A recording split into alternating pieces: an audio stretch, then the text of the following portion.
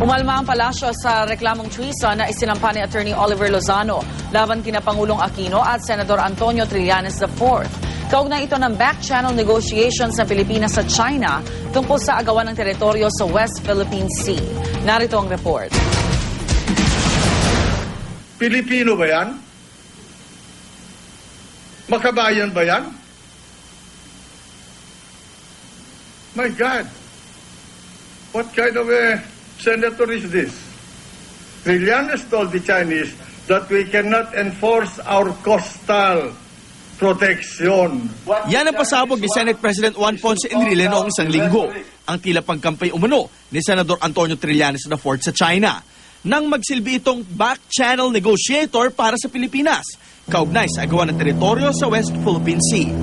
May basbas ni Pangulong Aquino ang pagbisita ng Trillanes sa Beijing, China. Ito ngayon ang basehan ni Attorney Oliver Lozano sa pagsasampa niya ng reklamong treason o pagtataksil sa bayan laban kina Senador Trillanes at Pangulong Aquino na agad inalmahan ng palasyo.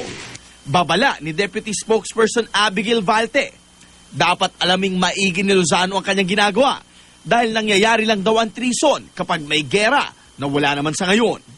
Ayon sa palasyo, natatanggal lang sa pwesto ang Pangulo sa pamamagitan ng impeachment. Pero giit ni Lozano, mali yung sinasabi nila kasi hindi ko naman pinapa-impeach, hindi ko naman pinapatanggal, pinapa-imbestigahan upang kung may treason, ombudsman may power to file impeachment. dagdag pa niya, pwede niya raw ireklamo ang dalawa kahit walang gera sa bansa. Ayon naman kay Professor Rowena Daroy Morales ng UP College of Law, tama ang palasyo na sa wartime o panahon lang ng gera ang treason na tumutukoy sa pagpaplanong ibagsak ang gobyerno. I saw the complaint. It's rather very sparse, no? And it was based on media accounts. Hindi ko alam kung bakit naging treason yun dahil mukhang wala ang mga elemento ng treason. Pero nanindigan si Lozano na dapat alamin kung totoong naging maka-China si Trillanes sa pagkipag-usap nito sa mga opisyal ng China. Kaya hihilingin daw niya sa Senado ngayong araw, imbestigahan ito.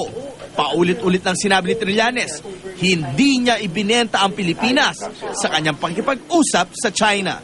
So nagawa natin yung pinapagawa, which is pahupain yung tensyon, tapos wala tayong ibinigay.